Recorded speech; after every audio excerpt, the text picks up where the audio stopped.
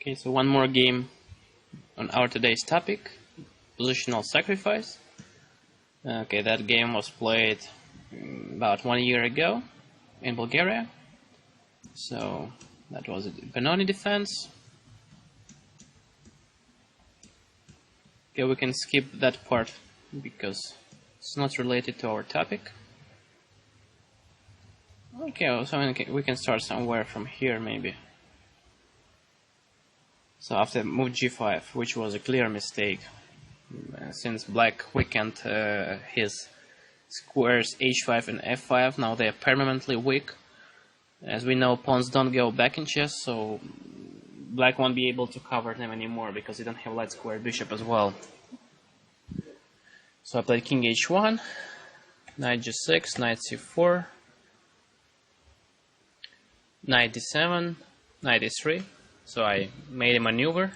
I brought my knight to e3 from where it can go to f5 to the weakened square. So I improved the position of my piece. Queen d8 and rook a3. And here I went for a sacrifice in this position because I didn't see how can I take advantage of my knight on f5. So I went for the positional sacrifice where black had to be very precise in defense. So it was a practical decision to sacrifice in exchange. So I didn't like black's possibilities to play knight d3 to attack my rook, to attack the b2 pawn. So I played knight e2. I want to exchange one pair of knights. If I manage to do so, my task will be much easier to create an attack on black's king. And for example, knight c4 was played.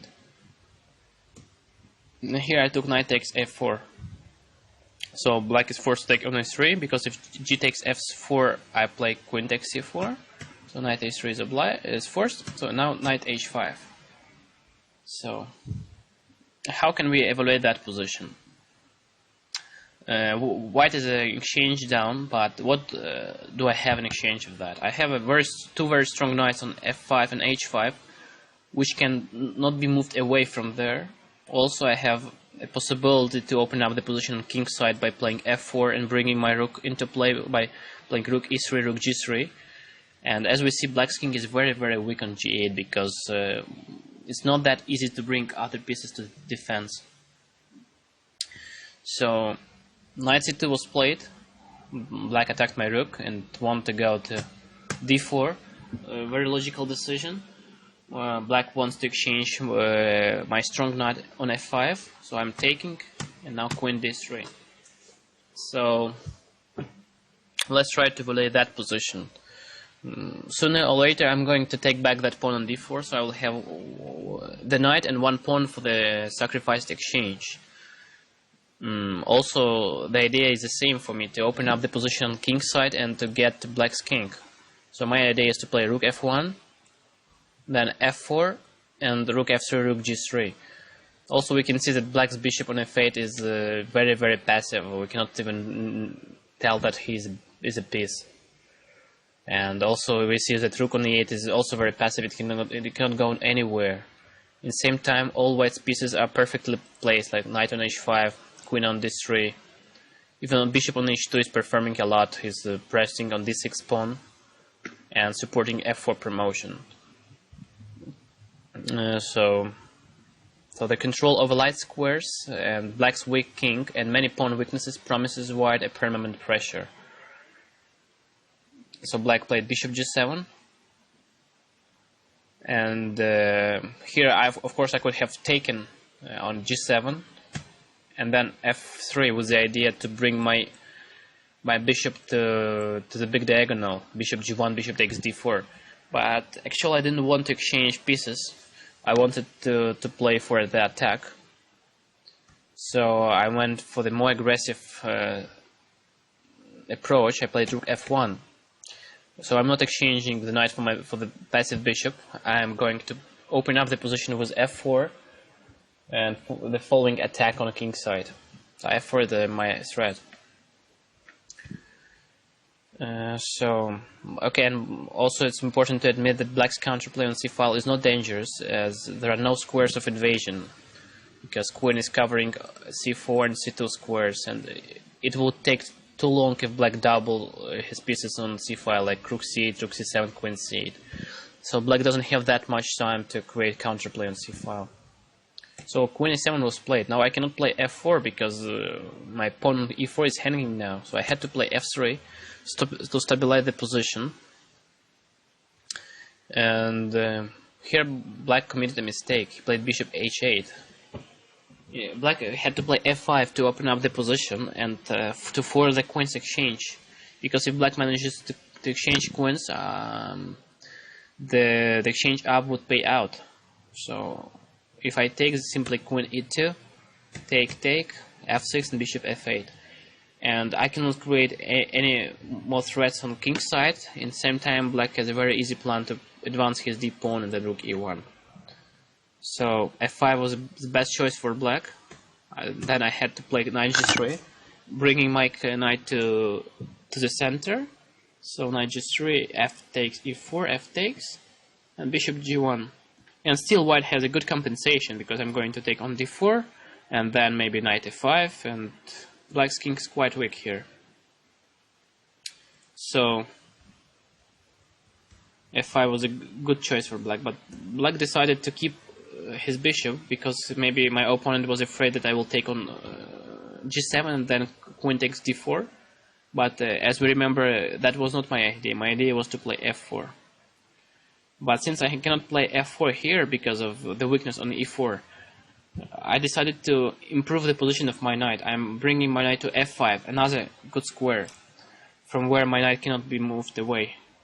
So from f5 my knight would attack the d6 pawn, the h6 pawn, and the d4 pawn. So and also f5 square is more centralized than h5. So bishop e5, knight e5, queen f6. So it looks like black managed to stabilize the position because the bishop on e5 looks quite strong. But nevertheless, I go for the opening of the position. I played f4. As we see, I'm still an exchange down, a clear exchange down without any pawn for that. But black doesn't have time to bring his rook a8 into play. I'm simply not giving time to black to take advantage of his extra material. So f4, g takes f4, and bishop takes f4. Take, and now we see that bishops were exchanged. Maybe it's good for black because he reduced my attacking potential, but on the other hand, I managed to remove the defender of black's king. So now the king is alone on g8, and as we know, the queen is not a good defender. So my plan is quite easy to extend the pressure on the king side and try to mate the opponent's king. So rook e5 was played. So how to continue the attack here? Well, there are different opportunities, but I decided to improve the position of my queen. Since it was doing nothing on d3, so I played queen g3 check. Now the king should move away. If king f8, then rook g4 should win, I think, because rook g8 is a mating idea. So rook f5 is forced. Then e takes f5. Again, rook g8 is a threat, so maybe king e7 should be played. And I think white is much better. White keeps strong initiative here.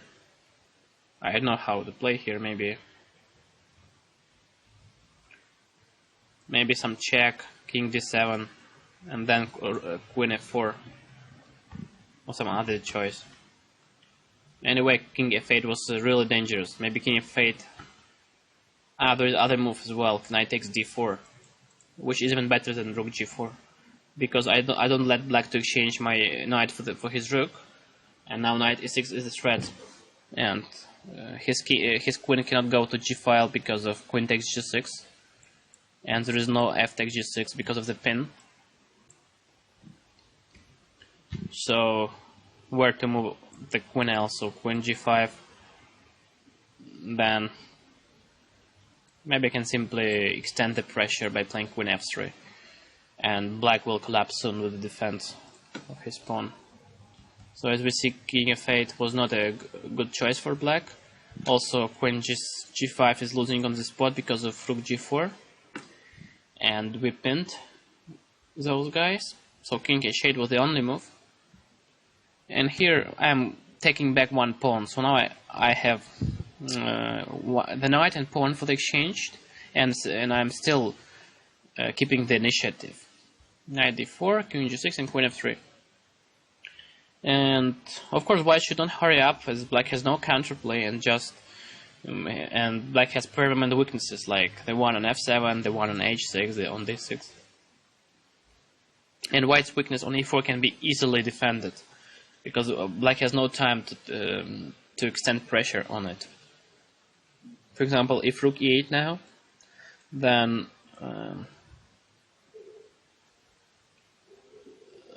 I'm thinking to play rook f6. I don't know it's possible or not, because if queen takes e4, then check.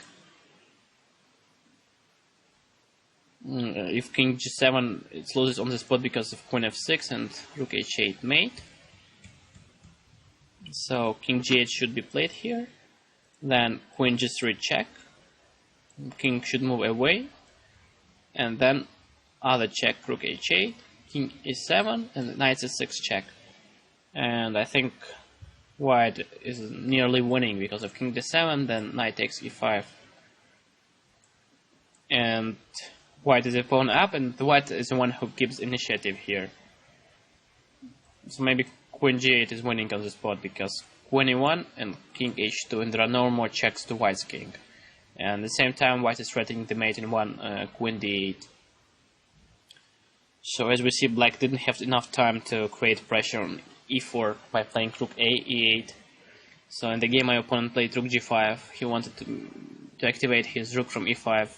Maybe he wanted to play rook g3. But now I'm bringing my knight to f5. So now his rook is kind of trapped. It cannot go to g3 anymore. So, okay, black's position is very desperate. But here my opponent committed a blunder. He played rook e8. And as we remember, black's rook is trapped, so I played h4, and if rook h5, then g4 would be good for white. But my opponent gave back the exchange. Rook takes f5. So now I'm a pawn up, and I'm keeping initiative, and black has so many pawn weaknesses, permanent weaknesses, h6, f7, d6. And also his king is weaker. So black's position is lost, and the rest was quite easy. Rook f6, queen h7, rook d6, rook takes e4, check, f6. If queen g7, then queen c check, king h7, and queen f5, and white wins the rook. So f6 was played, and then queen f6, and black resigned because of king h7, then simply queen f5, queen g6, and rook d7. So the most interesting point of this game happened here when I had a better strategical position, but still I decided to sacrifice an exchange. And what did I get in exchange of that? Well, I got more active pieces. I got perfect knight on h5, which moved later to f5. Also, black's pieces were very, very passive, and I had a very clear plan of advancing the f-pawn and opening up the position on king side. So it was also kind of long-term compensation, long-term attack. So, okay, now let's see some other